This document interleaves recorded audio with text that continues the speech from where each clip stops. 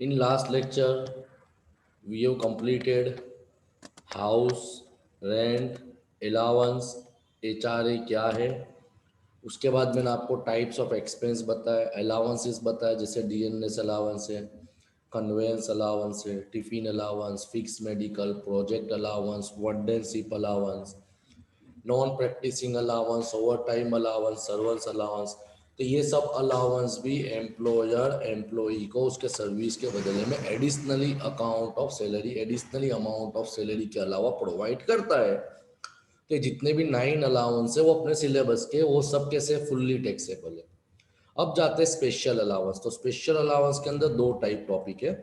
तो number one हम देखेंगे special allowance prescribed as exempted under section 10 sub section 14।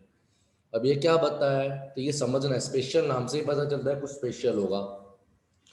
When exemption depend upon actual expenditure by employee, that is amount received or amount spent, whichever is lower is exempted. तो इसको बोलते हैं special allowance, यानी तुमको कितना particular वो allowance मिला है और आप लोगों ने कितना उसको खर्चा किया है, स्पेंड किया, दोनों में से जो कम होगा उतना आपको डिडक्शन मिल जाएगा, बाकी के अमाउंट पे आपको टैक्स पे करना है। देखते हैं इसमें कौन से आते हैं। तो सबसे पहला ही आता है कन्वेंस अलाउंस। तो ये एमसीक्यू में आ सकता है। Conveyance allowance granted to meet the expenditure on conveyance in performance of duties of an office. It may be noted that an expenditure for covering the journey between office and resident is not treated as expenditure in performance of duty. So such expenditure is not exempted from tax। बहुत बहुत important topic है, minor topic पे ध्यान देना है कि अगर बंदा अपने घर से ऑफिस तक जाता है तो वहां तक वो खर्चा करता है, तो बेसिकली उसको एक्सपेंस नहीं बोला जाएगा इनकम टैक्स में। क्यों? क्योंकि वो तो उसकी ड्यूटी है, बराबर है। मगर हाँ, कन्वेंस का मतलब ऐसा होता है कि उसके अलावा कितने खर्चे होते हैं जो ऑफिस के लिए जरूरी होते हैं, तो उसको करना पड़ेगा। तो इसकी टैक्स ट्रीटमेंट क्या आएगी? तो actual amount of convince allowance received, suppose employer ने उसको कन्वेंस अलाउंस के तौर पे 10,000 दिया। नंबर टू, अमाउंट यूटिलाइज, उसने एक्चुअली खर्चा किया 6,000 रुपये। तो कॉमन है, दोनों में से कम कौन सा है? 6,000। तो 10,000 के अंदर से 6,000 डिडक्ट हो जाएंगे, दोनों में से जो कम होगा। ये दोनों में से जो कम होगा, जैसे एक्चुअल 10,000 है, उसको उसने वो अलाउंस को सही तरीके से इस्तेमाल 6,000 का किया है, तो 4,000 इज टोटली टैक्सेबल। देखो लिखा हुआ है विच एवर इज लोअर, आपको ये चीज पे ध्यान देना है। ये हुआ convince allowance. The second one is uniform allowance. अब यूनिफॉर्म अलाउंस क्या होता है कि भाई अगर आप सर्विस करते हो तो आपका कोई स्पेसिफिक यूनिफॉर्म होगा, ड्रेस कोड होगा, तो दिया हुआ है any allowance to meet the expenditure on purchase और maintenance of uniform for wear during performance of duty of an office. कि भाई ऑफिस को परफॉर्म, अपनी ड्यूटी, अपने काम को परफॉर्म करने के लिए जो यूनिफॉर्म मेंटेन करना पड़ेगा या तो परचेज करना पड़ेगा, तो उसके लिए एक अपना एम्प्लॉयर अपने एम्प्लॉय को कुछ अमाउंट पे करता है। Such amount is known as conveyance allowance. इसकी भी कंडीशन क्या है तो मैंने ऑलरेडी आपको पहले से ही बताया। तो ये सबके रूल्स वही है। अमाउंट ऑफ अलाउंस, एम्प्लॉयर ने अपने एम्प्लॉय को कितना पे किया कपड़ों के लिए, and amount spend for the purchase, अपने बंदे ने कितना खर्चा किया, दोनों में से जो कम होगा वो तुम्हारा एग्जेम्प्टेड हो जाएगा। तीसरा आता है डेली अलाउंस। डेली अलाउंस का मतलब क्या होता है? तो बेसिकली जो डेली रूटीन टूर के लिए भेजते हैं ना, काम के लिए, any allowance whether granted on tour, ये सब चीज़ों पे याद रखना। और for a period of journey in connection to the transfer to meet the ordinary daily charges incurred by an employee on account of absence from his normal place of duty। Same condition, कितना दिया है, उसने कितना utilise किया है, दोनों में से जो कम होगा वो डिडक्टेड होगा। सब हम प्रैक्टिकल पोर्शन में देखेंगे। ये इसके सम नहीं आते मगर एमसीक्यू में पूछ सकते, because it is a part of our syllabus. Next one is travelling allowance. Travelling allowance का मतलब कि भाई आपको अहमदाबाद सूरत भेजा, या तो आपको ट्रांसफ़र कर दिया एक जगह से दूसरी जगह, तो अगर कंपनी आपको ट्रांसफ़र करती तो उसका भी कुछ पैसा आपको देगी। तो सेम कंडीशन पहले देखते, any allowance granted to meet the cost of travel on tour और on transfer, such amount is exempted whichever is lower. Company ने कितना पे किया है, आपने कितना खर्चा किया है, दोनों में से जो कम होगा वो डिडक्ट हो जाएगा। इसी तरह नेक्स्ट टाइप आता है, इसके लिए इसको बोला जाता है specific allowance which are exempted on the amount spent और received whichever is lower. उसके बाद आता है हेल्पर अलाउंस, जिससे कोई पर्टिकुलर काम करने के लिए किसी हेल्पर की, किसी मजदूर की, किसी वर्कर की, किसी एम्प्लॉय की, किसी साथीदार की ज़रूरत हो, तो any allowance to meet the expenditure on helper where such helper is engage for the performance of official duty. याद रखना उसकी ड्यूटी के रिलेटेड, वर्क के रिलेटेड होगा। तो सेम कंडीशन, स्टेट ट्रीटमेंट सबके लिए कॉमन है। Same one is research allowance. तो रिसर्च अलाउंस का मतलब क्या होता है कि भाई कोई ड्यूटी के रिलेटेड कुछ एडिशनली हमको रिसर्च करना है, डेवलपमेंट करना है, R&D बोला जाता है, तो उसके लिए भी जो खर्चा होता है विच एवर इज गिवन। तो ये तुम्हारा पहला टॉपिक हुआ स्पेसिफिक में, कि तुमने खर्चा किया है वो और आपको जो मिला है वो, दोनों में से जो कम होगा वो डिडक्ट होगा। जैसे एग्जाम्पल के तौर पे मैं समझाने जा रहा हूँ, समझने की कोशिश करना।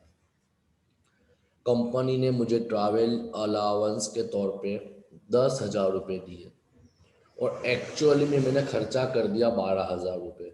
तो कॉमन है, एग्जेम्प्टेड कितने का होगा, 12 का नहीं होगा, सिर्फ 10,000 का ही होगा। क्यों, मैंने बताया एक्चुअल रिसीव्ड और spent which ever is lower. तो ट्रैवलर्स हो, कन्वेंस हो, सिटी हो, ट्रांसफर हो, रिसर्च हो, कुछ भी हो, तो स्पेसिफिक अलाउंस में दोनों में से जो कम होगा वो आते हैं। अब इसी तरह स्पेसिफिक में दूसरे अलाउंस ऐसे आते हैं जो एक्सपेंडिचर पे डिपेंड नहीं करते, जिनकी लिमिट पहले से फिक्स कर दी गई है, जिनकी लिमिट पहले से फिक्स कर दी गई है। जैसे इसमें कौन से अलाउंस आते हैं, तो पहला आता है चिल्ड्रन एजुकेशन अलाउंस। अगर मैं जॉब कर रहा हूँ तो मेरा बच्चे जो स्कूल में पढ़ते हैं तो उनके एजुकेशन के लिए कंपनी मुझे कुछ देती है, तो वॉट एवर भी अमाउंट देती हो। मगर इनकम टैक्स क्या बोलता है, सब कुछ कंपनी ने सपोज आपके बच्चे के नाम पे 10,000 दिए तो आप 10,000 का एग्जेम्पशन राहत नहीं ले सकते। तो उनके लिए क्या बताया है कि कंडीशन याद रखना, एक बच्चे को, एक बच्चा हो घर में, कितना, एक बच्चा हो, तो 100 रुपीज़ पर मंथ, यानी साल के 1,200 रुपये, यानी तुम अपनी सैलरी में से एजुकेशन के नाम पे 1,200 रुपये, अगर एक बच्चा है वेदर इट इज बॉय और गर्ल, तुम एग्जेम्पशन ले सकते हो। अब बोला सर मेरे दो बच्चे हैं, तो एक बच्चे के 1,200, दो बच्चे के 2,400। अब लालच जगी, सर मेरे तीन बच्चे हो, तो भाई तीन बच्चे हो तो भी 1,200 प्लस 1,200 2,400। सर तीन में 2,400, सर चार बच्चे हो तो 1,200 प्लस 1,200 2,400। यानी कंडीशन क्या हुई, मैक्सिमम आपको दो बच्चे की लिमिट मिलेगी, लिखा हुआ है, उसको बोलते हैं चिल्ड्रन। याद रखना 100 per month, 1,200 per annum for one child, maximum 2,400, उससे ज़्यादा तुम नहीं ले सकते। इसी तरह चिल्ड्रन हॉस्टल अलाउंस, अगर आपका बच्चा हॉस्टल में रहता है तो कंपनी इसका भी आपको फैसिलिटी प्रोवाइड करती है, हॉस्टल अलाउंस फी के तौर पे। तो उसके अंदर लिमिट कितनी है, 300 पर मंथ, यानी साल के 3,600 रुपये। एक बच्चा हो हॉस्टल का खर्चा 3,600 रुपये, दो बच्चे हो तो 7,200, तीन बच्चे हो तो भी 7,200, दस पाँच बच्चे हो तो भी 7,200, because maximum two child. Clear. उसके बाद आता है allowance for transport of employ. It include any allowance granted to an employ working in any transport system to meet his personal expenditure during his duty perform in terms of running such transport from one place to another, provided such employee is not in receipt of daily allowance। ये बहुत बड़ा point है। Basically ये allowance वही employ को दिया जाता है जो ट्रांसपोर्ट कंपनी के ट्रांसपोर्टेशन डिपार्टमेंट में काम करता होगा। मगर कंडीशन क्या बताइए, अगर उसको डेली अलाउंस मिलता है तो ये अलाउंस के लिए वो एलिजिबल नहीं है। यानी सिंपल इनकम टैक्स ने बोल दिया कि तुमको एक जगह, हाँ कंपनी तो बहुत बेनिफिट देगी मगर इनकम टैक्स डिपार्टमेंट टैक्स लेने में आपको नहीं छोड़ेगा। तो वही बताया कि भाई आपको डेली अलाउंस मिलता है तो आप ये अलाउंस के लिए एलिजिबल नहीं है। जिसकी कंडीशन क्या है, 70% ऑफ अलाउंस और 6,000 per month which ever is low. Clear, इसकी कोई ज़रूरत नहीं है। यहाँ पे तुम्हारा अलाउंस वाला टॉपिक पूरा हुआ। अब लास्ट टॉपिक आता है परक्यूजिट। तो परक्यूजिट की भी क्या होता है, तो ये भी एक जात की बेनिफिट है जो एम्प्लॉयर अपने एम्प्लॉय को प्रोवाइड करता है। इसके रिलेटेड हमारे में सिर्फ सिलेबस में थियरी पोर्शन है, not a practical purpose. Clear, देखते हैं। Those perquisite which are taxable in the hand of employee are valued in accordance with the provision laid down under income tax rules and executive instruction. Perquisite provided by the employer to employee or any member of his household shall be chargeable in the hand of employee. तुमको provide employer कर रहा है, फिर भी पे किसको करना है, एम्प्लॉय को करना है इनकम टैक्स में।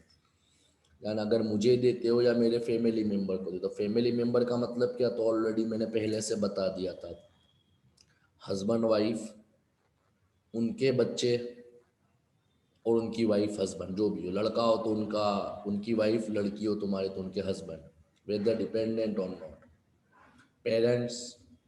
अब लड़की का भी कुछ रूल्स आता है, वो अपने डिटेल में आगे देखेंगे। पेरेंट्स, माँ बाप एंड सर्वेंट जो हमारे पे डिपेंड करते हैं। तो इसमें पहला आता है valuation of rent free unfurnished accommodation. 100% आपके एमसीक्यू में आएगा। Accommodation means house. देखो, हाउस रेंट अलाउंस अलग है। हाउस रेंट अलाउंस का मतलब आप भाड़े के मकान में रहते हो तो कंपनी आपको हाउस रेंट देती है। मगर रेंट फ्री किसका मतलब क्या, कंपनी ने बोला हमारे ही मकान में आप रहो। सपोज होते हैं ना कि भाई B class officer, B class officer, high level का ऑफिसर होते हैं, तो कंपनी अपने बंदों के लिए अपने कंपनी के अंदर होटल देती है, रूम देती है। तो वही बताया। तो accommodation mean house, flat, farm house, और accommodation in hotel, motel, apartment, guest house, caravan, mobile home, ship और फ्लोटिंग, कुछ भी हो, कुछ भी हो, रहने के लिए देना।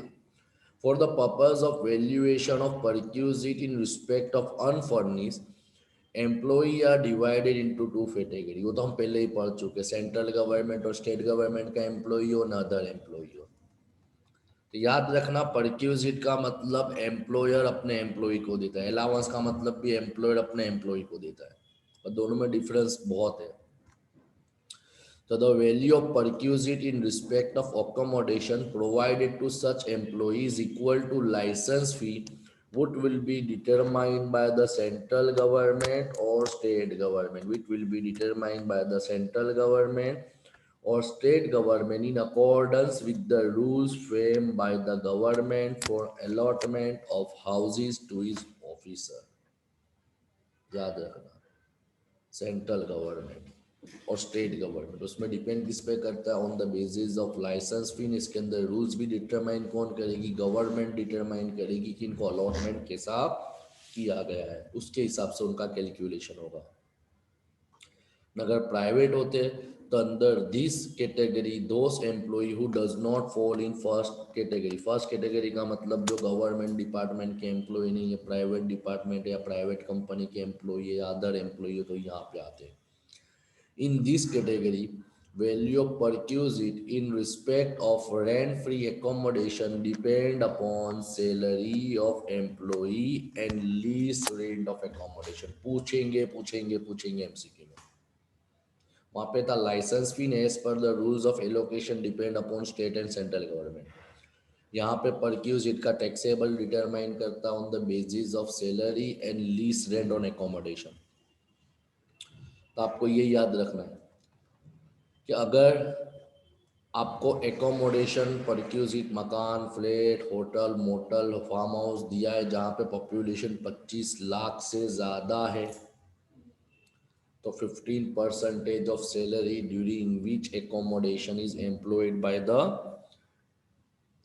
एम्प्लॉयड और ऑक्यूपाइड बाय द एम्प्लॉई ने वेर एकोमोड, हाँ अगर कब, जब अगर एम्प्लॉयर प्रोवाइड करता है। कौन प्रोवाइड करता है? एम्प्लॉयर। तो कितने परसेंट? 15%। मगर where accommodation is taken on lease, मगर यहाँ पे तुमने एकोमोडेशन किस पे लिए? लीज पे लिए। और रेंट बाय एम्प्लॉयर, तो इसमें भी क्या होगा? Amount of lease paid, lease paid और पेबल और 15% विच एवर इज लोअर। यहाँ पे एडिशनल आ गया, तुमने कितना रेंट पे किया है, लीज रेंट, और 15% सैलरी, दोनों में से जो कम होगा वो ध्यान दिया जाएगा। मगर अगर पूरा के पूरा एकोमोडेशन मालिक प्रोवाइड करता है तो 15% है। फिर सेम कंडीशन, अगर 10 लाख से ज़्यादा पॉपुलेशन है मगर 25 लाख से कम है तो 10% ऑफ सैलरी, बाजू में भी सेम ऊपर वाले जैसा ही रहेगा, मगर सैलरी का परसेंटेज 10 हो जाएगा। इसके अलावा एनी अदर तो वहाँ 7 बस आपको परसेंटेज याद रखने कि 10 लाख से कम है तो 7.5%, 10 लाख से 25 लाख में तो 10%, 25 लाख से ज़्यादा है तो 15%। अब यहाँ पे सैलरी का मतलब क्या होगा? तो यहाँ पे सैलरी का मतलब सब कुछ आ जाता है। Basic salary, dearness allowance, bonus, commission, fees, taxable allowance, monetary payment and so on, सब कुछ इसमें आ गया। क्लियर? इसको बोलते हैं परक्यूजिट। में एंटरटेनमेंट अलाउंस सिर्फ आप लोग रीड आउट कर लेना, मटेरियल से ज़्यादा कुछ काम का नहीं है। अब 100% ये एमसीक्यू भी आएगा जो हमारा लास्ट टॉपिक है, प्रोफेशनल टैक्स और टैक्स ऑन एम्प्लॉयमेंट। तो प्रोफेशनल टैक्स और tax on employment is levied under section levied by the state under article 276 of the constitution. अपने संविधान के सेक्शन आर्टिकल 276 के अंदर इसके बारे में बताया। Is allowed as deduction. कितना? The deduction is available only in the year, only in the year in which professional tax is paid. जिस साल बंदा प्रोफेशनल टैक्स पे करेगा उसी साल उसको इसका डिडक्शन मिलेगा। Number 2, if paid by the employer on behalf of employee, it is first included in the salary of employee as per requisite, then it is allowed as deduction। यानी अगर तुम्हारा प्रोफेशनल टैक्स तुम्हारा मालिक ही पे करता है, तुम्हारी कंपनी पे करती है, तो सबसे पहले इसको ऐड किया जाएगा परक्यूजिट में, उसके बाद प्रोफेशनल टैक्स डिडक्ट कर दिया जाएगा। इसका मतलब कोई इफेक्ट आएगी ही नहीं। There is no monetary ceiling under the Income Tax Act to impose 2500 per annum as a professional tax। यानी सीधा है कि भाई सब में अलग अलग होता है, 2500 से ज़्यादा नहीं ले सकते। Professional tax due but not paid. देखो तुम्हारे पे प्रोफेशनल टैक्स लागू तो पड़ा है मगर आप पे नहीं कर रहे हो तो आप प्रोफेशनल टैक्स का डिडक्शन नहीं ले सकते। यहाँ पे तुम्हारा इनकम टैक्स का unit two complete theory portion with format और प्रैक्टिकल टॉपिक इज अवर। आप लोग इतना पढ़ लो क्योंकि जब भी लेक्चर लेंगे तो एक ही लेक्चर में पूरा practical topic I will definitely try to complete my practical portion. Okay.